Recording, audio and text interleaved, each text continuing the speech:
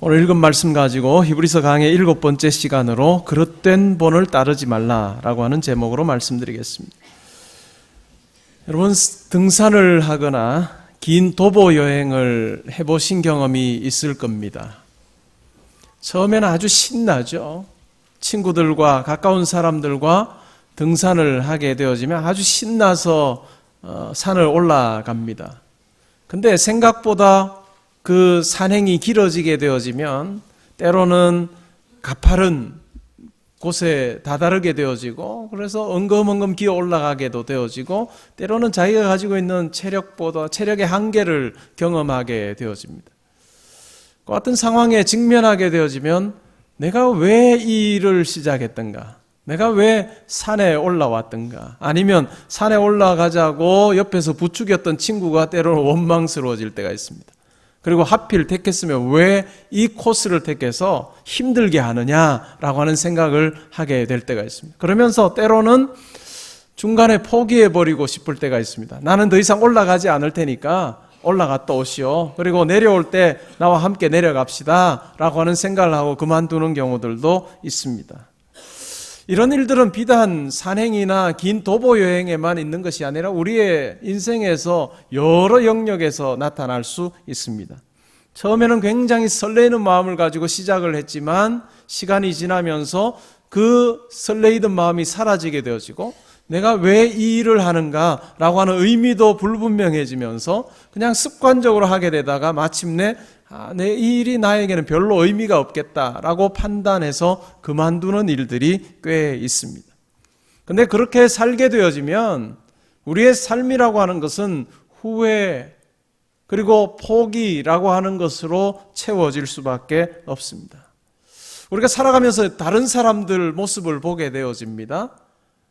그러면서 때로는 저 사람의 삶은 참 쉬워 보인다 라고 생각하는 경우가 있습니다. 그런데 정작 그 사람의 입장에서 그 자리에서 어떤 역할을 해보게 되어지면 자기가 막연하게 쉽게 느껴졌던 그 일이 굉장히 어렵구나 라고 하는 것을 경험하게 되는 경우가 많습니다. 많은 사람들이 동일하게 어려움을 겪게 되어지고 난관에 부딪히게 되어지는데, 어떤 사람은 그 난관을 잘 헤쳐나가는 사람이 있는가 하면 어떤 사람은 그냥 그 난관 앞에서 주저앉고 마는 사람이 있습니다.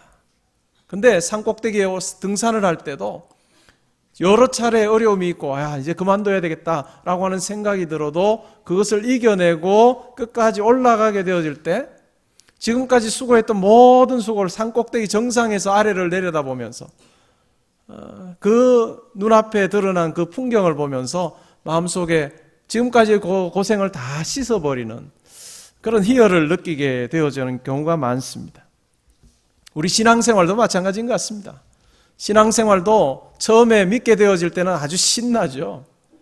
예수님이, 하나님이 내 인생의 모든 것을 다 해주실 것 같은 생각을 가지고 신앙생활을 합니다. 예배드리는 것이 설레이지죠. 예배드리는 것이 설레어서 한 주가 오지 않나 막 그렇게 설레이게 되어집니다. 근데 시간이 지나면서 때로는 우리가 어려움을 겪을 때가 있습니다. 근데 그 어려움에 하나님께서 별로 도와주시지 않는 듯한 느낌을 받게 되어지면 하나님 앞에 내가 예배하는 것이 무엇인가, 하나님을 내가 모시고 살아가는 것이 과연 어떤 의미가 있는가, 우리는 회의를 가지게 되어집니다. 그러면서 예배도 때로는 형식적으로 드리게 되어지고, 또한 주일마다 드리는 이 예배에 사모함이 없이 우리가 나오게 되는 경우도 있습니다. 이 반복되어지는 사모함 없이 드리게 되어지는 이 예배가 점점 우리를 신앙생활에서 나락으로 떨어지게 하는 아주 지름길입니다. 그러니까 사모함 없이 드리는 예배, 이것이 반복되어져서 예배에 대한 어떤 기대 자체가 우리 속에 주어지지 않게 되어지면 예배를 통해서 우리는 하나님을 만날 수도 없을 뿐만 아니라 내 삶에 더군다나 역사하신 하나님에 대해서 생생한 체험을 하는 것이 굉장히 어려워집니다. 여러분은 어떻습니까? 예배 드리는 것이 정말 설레이십니까? 오늘 내가 예배 자리에 가면 하나님 만나게 되어지면 내 삶이 확 바뀌어지리라 여러분 분명히 확신하며 예배 자리에 나오십니까? 이 설레이는 마음을 가지고 예배 자리에 나오는 분은 토요일이 달라집니다. 그렇지 않겠습니까? 토요일에 내 할 것 다 하고 내가 쓸 대로 시간 다 쓰고 체력이 다 소진되어서 오지는 않는다는 이야기입니다. 이 세상에 아주 힘 있는 사람 만나고, 아니 내 인생에 도움이 되어지는 사람 만나러 가기 전날 여러분들이 어떻게 행동하셨는가 한번 점검해 보십시오. 내가 하고 싶은 대로 친구 다 만나고 내 할 대로 시간 다 보내다가 지쳐서 내 에너지의 한 20%만 가지고 근근히 그냥 가서 그 사람 만나는 사람은 없습니다. 그 일에 모든 걸 거는 거죠. 우리의 예배도 모든 것을 거는 예배가 되어야 할 것입니다. 여러분, 하나님을 만나는 일을 여러분의 인생에서 최우선으로 삼을 수 있기를 바랍니다. 예배하는 이 자리에 나오는 것이 그냥 습관적으로 나오는 것이 아니라 설레이는 마음으로 나오게 되어질 때 여러분 한 분 한 분에게 허락해 주시기를 원하시는 하나님의 놀라운 하늘에 속한 은혜가 여러분 가운데 임하게 되어지리라 저는 분명히 확신합니다. 오늘 히브리서 설교자는 이런 측면에서 성도들에게 권면합니다. 시편 95편 7절부터 11절을 인용하고 있는데요. 히브리서 3장 7절부터 11절에 나오고 있습니다. 우리 다시 한 번 더 읽어보면 좋겠습니다.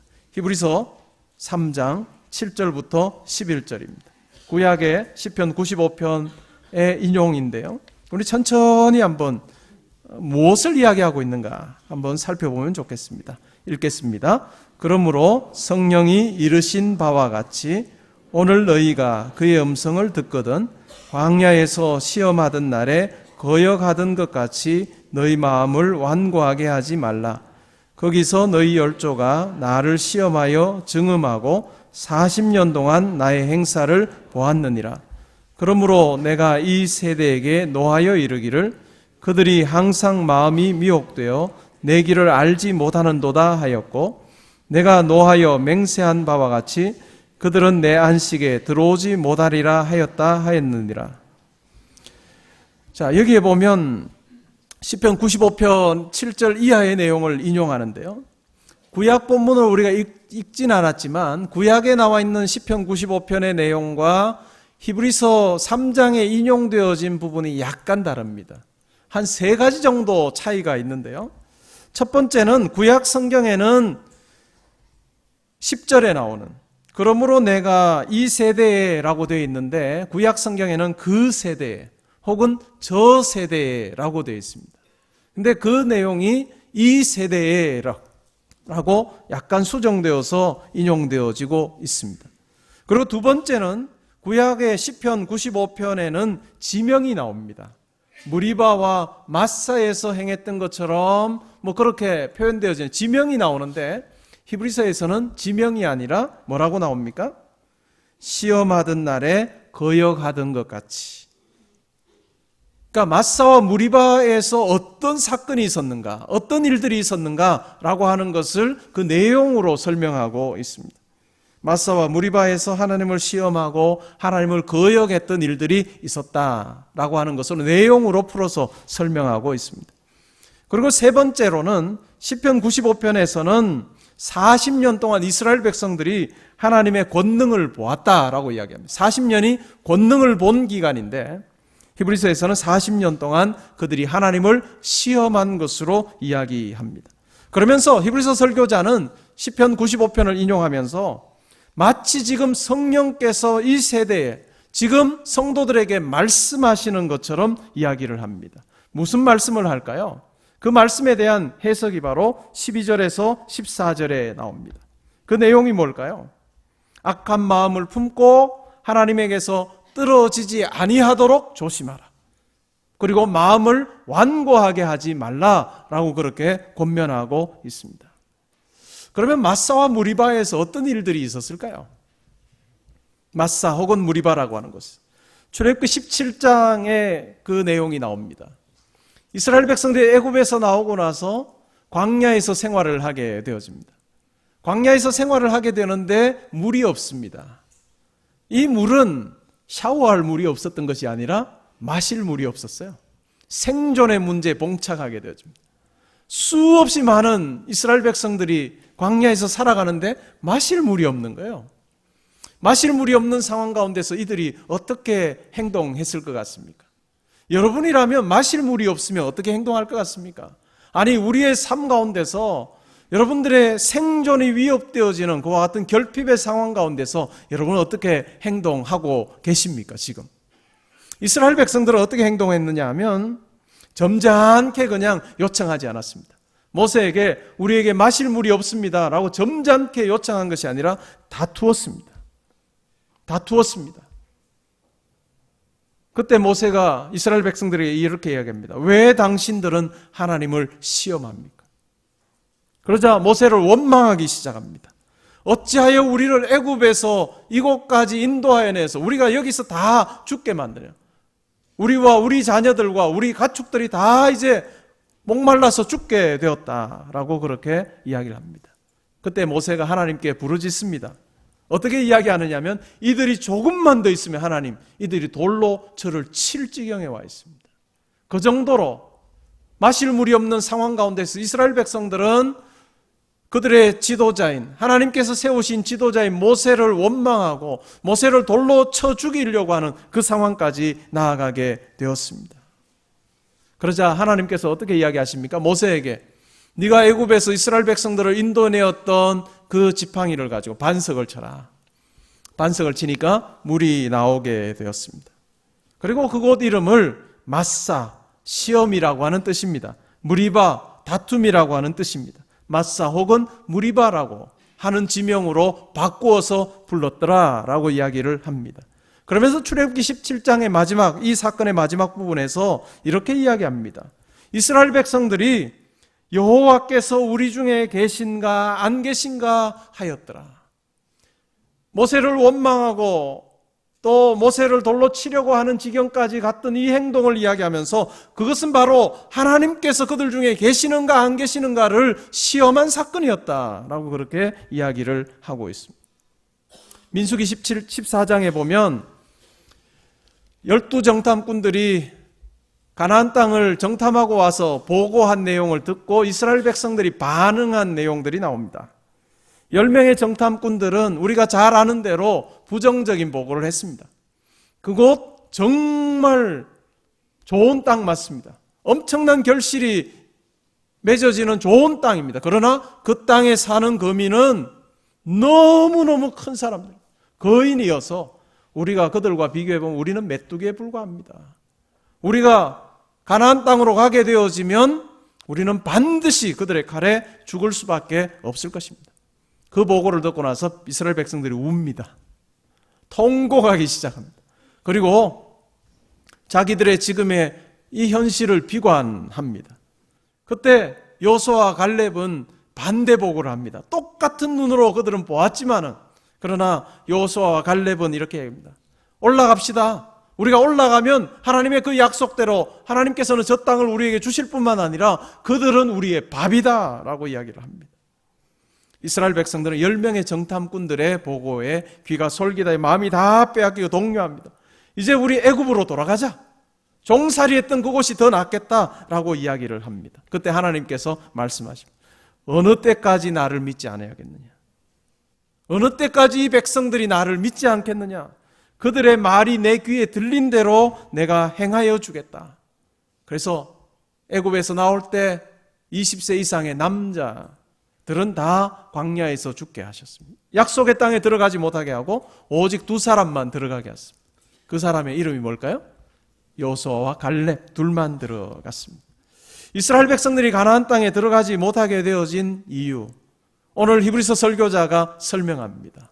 약속의 땅 분명히 그들에게 주어질 것으로 약속을 받았는데 왜 그들이 못 들어갔느냐? 안식의 땅에 왜 들어가지 못했느냐라고 하는 것을 설명하면서 오늘 읽었던 본문에서 이야기합니다. 12절과 19절에 보니까 그들이 믿지 아니함으로 들어가지 못했다. 믿지 아니함으로 들어가지 못했고 18절에 보니까 순종하지 아니하던 자들, 순종하지 못함으로 그들은 들어가지 못했다. 그리고 12절에 보면 악한 마음을 품고 완고하여져서 그들은 들어가지 못했다라고 이야기를 하고 있습니다. 분명 마실 물이 없는 것은 위기입니다. 우리의 인생을 살아가면서 우리 가운데 내 생존의 문제까지 흔들게 하는 그와 같은 결핍이 주어진다면 그것은 분명 위기인 것 맞습니다. 우리에게 위기가 주어지는 것 자체에 대해서 우리는 예수 믿으면 하나님의 백성 되어주면 위기가 없습니다 라고 이야기할 수는 없습니다. 분명 힘센 사람들이 살고 있는 그 가나안 땅에 들어간다라고 하는 것, 그것은 어떻게 보면 목숨을 내어거는 일이라고 볼 수 있습니다. 쉽지 않아 보입니다. 그러나 하나님께서 그와 같이 행동해버린 이스라엘 백성들을 비난하신 것, 그리고 그들에게 주어진 약속을 누리지 못하도록 했던 것은 바로 이스라엘 백성들이 하나님께서 그들에게 주신 약속을 잊어버렸기 때문에 하나님께서 약속의 땅에 들어가지 못하게 하셨습니다. 이미 그들은 홍해를 건넜습니다. 걸어서. 그리고 만나를 먹었습니다. 수많은 기적들을 그들은 보았음에도 불구하고 또 다른 위기 가운데 놓여지게 되었을 때 그들은 믿음의 쪽에 선택하지 서지 못하고 불신앙 쪽에 서게 되었습니다. 악한 마음이 생기고 죄의 유혹이 일어나게 되어질 때 어떤 증상이 일어날까요? 여러분, 우리의 신앙생활 속에서 내가 믿음의 길에 있는가 아니면 믿음을 떠난 길에 있는가 라고 하는 것을 점검해보는 아주 중요한 잣대가 하나 있습니다. 기준이 하나 있습니다. 뭘까요? 이스라엘 백성들에게서도 공통적으로 일어났던 일입니다. 악한 마음이 생기고 죄의 유혹이 일어나게 되어질 때 어떤 증상이 나타나는가? 그것은 바로 입에서 어떤 말이 나오기 시작할까요? 불평이 나오기 시작합니다. 입에서 원망이 나오기 시작합니다. 그리고 하나님의 약속까지도 잊어버리게 되어지는 그와 같은 일들이 일어나게 됩니다. 시편 95편, 히브리서 3장에서 인용되었던 이 시편 95편의 시작은 찬양으로 시작합니다. 오라 우리가 여호와께 노래하며 우리의 구원의 반석을 향하여 즐거이 외치자. 우리가 감사함으로 그 앞에 나아가며 시를 지어 즐거이 그를 노래하자. 여호와는 크신 하나님이시오 모든 것은 그의 손으로 지으신 바 되는 것이다. 우리가 무릎을 꿇고 그에게 경배하자. 우리는 그분의 양이고 그는 우리를 기르시는 목자다라고 그렇게 노래하고 있습니다. 그러나 목자이신 하나님의 말에 그 음성에 귀를 기울이지 않게 되어질 때, 마음이 완고하게 되어질 때, 악한 마음을 품게 되어질 때 그들은 하나님께서 하신 그 약속을 누리지 못하게 되어지는 실패의 자리로 나아갈 수밖에 없었습니다. 여러분의 입에서 오늘날 신앙생활하며 오늘 그리고 지난주에 여러분의 입에서 어떤 말들이 나왔는지를 한번 점검해 볼 수 있기를 바랍니다. 원망이 나왔습니까? 불평이 나왔습니까? 쉽게 생각하지 마십시오. 모든 사람이 다 이 형편에 처하면 다 원망할 거다, 다 불평할 거다 그렇게 생각하지 마십시오. 모든 사람이 그렇게 행동한다 할지라도 우리는 그렇게 행동하지 않도록 부름받았다는 것을 기억할 필요가 있습니다. 자동차를 운전하다 보면 좋을 때가 있습니다. 졸음운전을 하면 어떻게 될까요? 큰 사고가 일어납니다. 졸음운전하게 되어지면 그 잠깐의 그 졸음운전을 통해서 자기의 생명이 빼앗길 수도 있고 또 다른 사람의 생명도 빼앗아갈 수가 있습니다. 저는 운전을 하면서 졸음운전은 거의 하지 않는 편인데 제가 미국에서 유학생 교회를 한 3년 맡아서 한 적이 있습니다. 저는 보스턴에서 살았고 제가 섬겨야 되는 교회는 뉴욕 쪽으로 한 2시간 반 정도 떨어지는 아래로, 보스턴 아래로 한 2시간 반 정도 떨어져 있는 커네리컷이라고 하는 그 주에 있는 그 커네리컷 주립대학에 제가 유학생 교회를 3년을 맡아서 했습니다. 금요일 오후까지 수업을 해요. 그리고 오후에 수업이 끝나면 짐을 싸서 아내와 함께 아이가 태어났을 때는 큰애를 데리고 교회로 내려갑니다. 2시간 반 드라이브를 해서 내려가죠. 그리고 금요일 저녁 모임을 할 때도 있고 때로는 안 할 때도 있었지만 금요일 저녁에 내려갑니다. 토요일 사역을 합니다.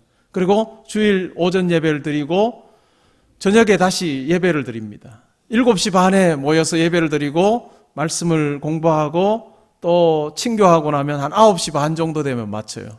주일날 9시 반에 끝나고 주섬주섬 챙겨서 밤 10시에 출발합니다. 2시간 반 드라이브를 하면 얼마쯤 되면 집에 도착할까요? 그냥 안 쉬고 오면 한 12시 반 되면 도착하는데 거의 1시쯤 도착을 했습니다. 몸이 피곤하잖아요. 2박 3일 동안을 사역을 했으니까. 그리고 올라올 때 되면 어떤 현상이 생기느냐 하면 때로는 이 차선이 앞으로 이렇게 모이는 듯한 느낌이 들 때가 있어요.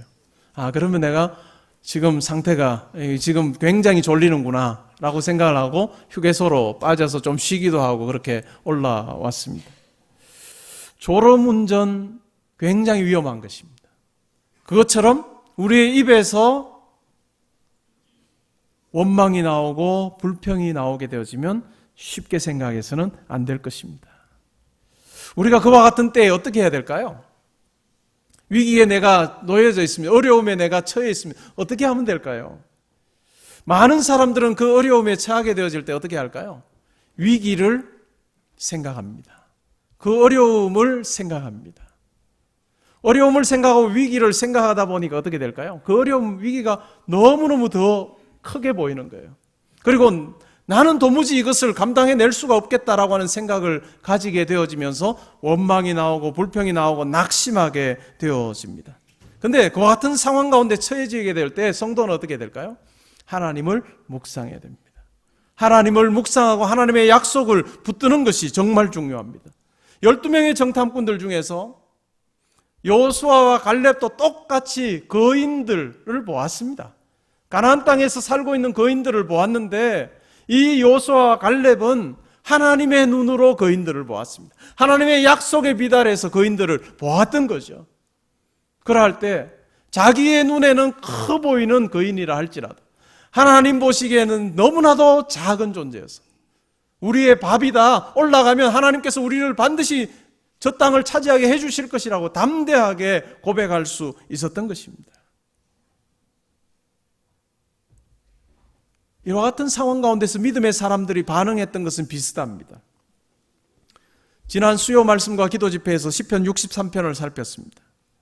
다윗은 대적들로 인해서 광야와 같은 퍽퍽한 인생을 지금 살고 있습니다. 땅이 쩍쩍 갈라지고 아무런 결실이 맺어지지 않을 것 같은 광야 인생이 바로 자기의 현실이었습니다. 밤에 자려고 누워도 잠이 오지 않는 상황이에요. 여러분들도 아마 그와 같은 경험 하셨을 겁니다. 밤 자려고 침대에 누웠지만 도무지 잠이 오지 않고 계속해서 잠들지 못하게 하는 그 어떤 상황이 있었을 것입니다. 그때 어떻게 합니까? 상황을 묵상하는 거예요, 우리는. 그 형편을 우리가 묵상하고 그 형편을 그냥 계속 내 머릿속에 담아두게 되면 잠을 못 잡니다. 그런데 다윗은 그렇게 하지 않습니다. 다윗은 63편 6절에 보니까요, 그 침상에서 하나님을 기억합니다. 그 침상에서 하나님의 말씀을 기억하며 하나님을 묵상하는 일들을 하게 되어집니다. 대부분의 사람들은 상황을 묵상합니다. 대부분의 사람들은 형편과 처지를 묵상하지만, 그러나 믿음의 사람들은 형편과 처지를 묵상하는 것이 아니라 하나님을 묵상해야 됩니다. 우리 속에 새로운 생명을 창조해 주신 예수 그리스도의 십자가로 말미암아 우리를 하나님 백성 되게 하신 그 하나님의 사랑을 묵상해야 됩니다.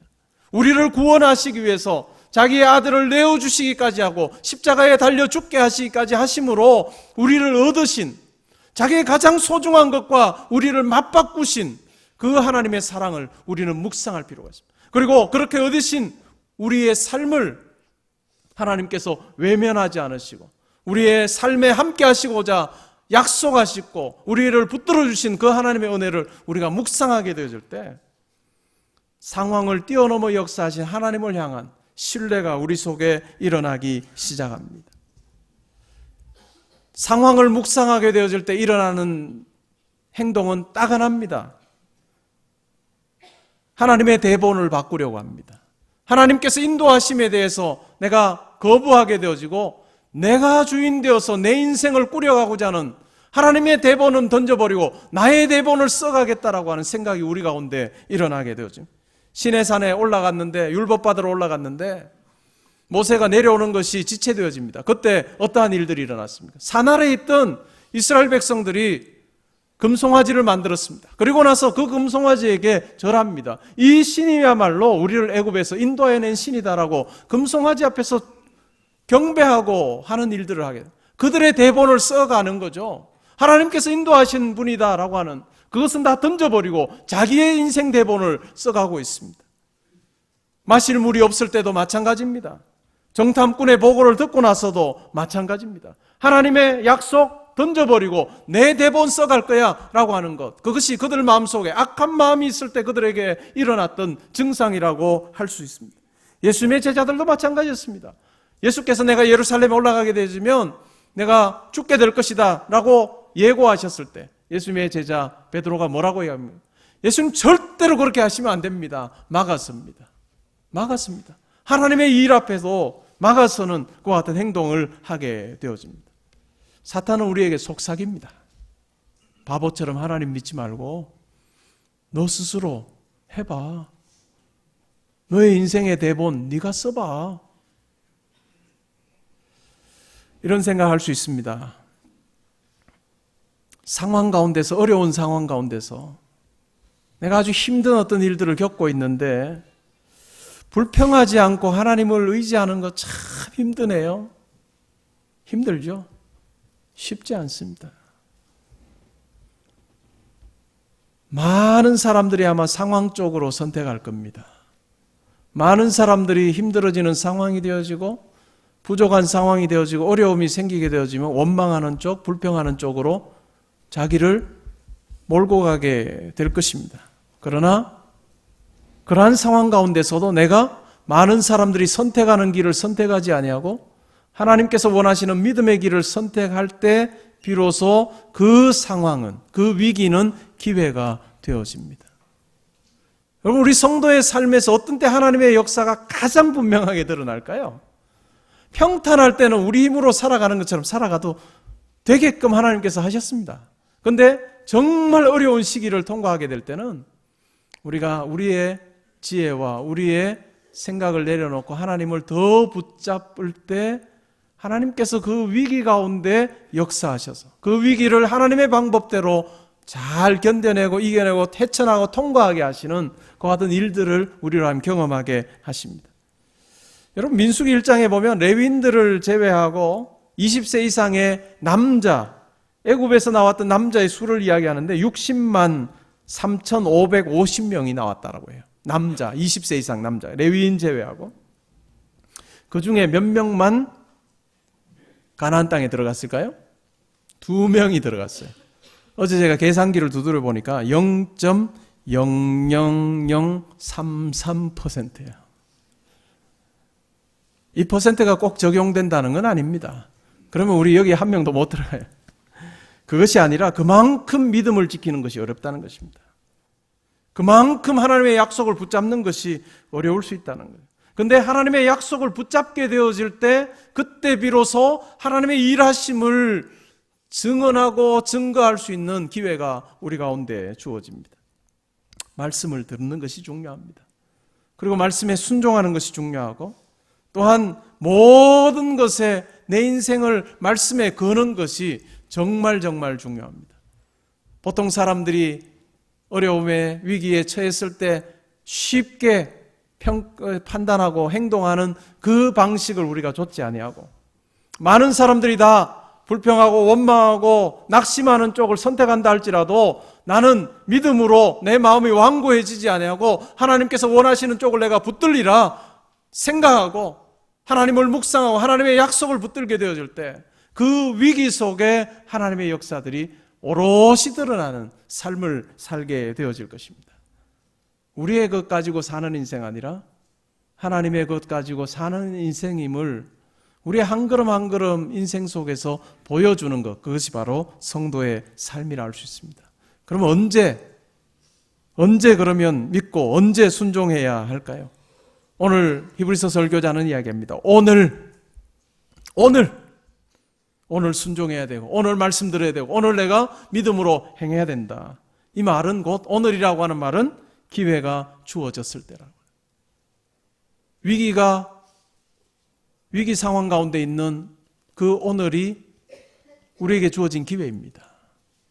여러분, 그 자리에서 불평이나 원망이나 낙심이나 비관하는 쪽을 선택하지 말고 하나님을 묵상하고 하나님을 붙들고 하나님을 의지하는 것, 그것이 바로 하나님께서 우리를 향해서 가지고 계시는 기대일 것입니다.